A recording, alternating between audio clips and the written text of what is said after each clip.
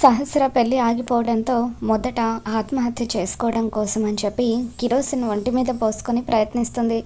తర్వాత విహారీ తనని కాపాడడానికి ప్రయత్నిస్తాడు. దాంతో సహస్ర ఇంట్లో నుండి వెళ్ళిపోతుంది. సహస్రని తిరిగి ఇంటికి తీసుకొని రావడానికి విహారీ అంబిక ఇద్దరు కూడా బయటకు వెళ్తారు. సహస్ర రోడ్డు మీద పరుగులు తీస్తూ ఉంటుంది. మరోపక్క తన కూతురి పెళ్లి ఆగిపోవడానికి లక్ష్మి కారణం అని చెప్పి పద్మాక్షి లక్ష్మి చెంప పగలగొట్టి తన బ్యాగ్తో సహా లక్ష్మిని బయటకు గెంటేస్తుంది.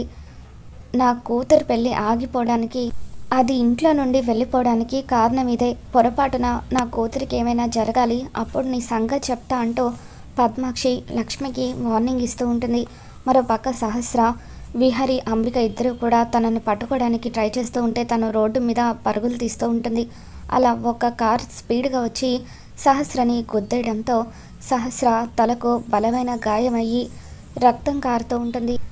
సహస్రను చూసి విహారీ అంబిక ఇద్దరు కూడా షాక్ అవుతూ సహస్ర అంటూ తన దగ్గరికి పరుగులు తీస్తూ ఉంటారు. మరి రాబోతున్న ఎపిసోడ్లో ఏం జరగబోతుందో మళ్ళీ మన ఛానల్లో తెలుసుకుందాం. వీడియో నచ్చితే తప్పకుండా లైక్ చేయండి.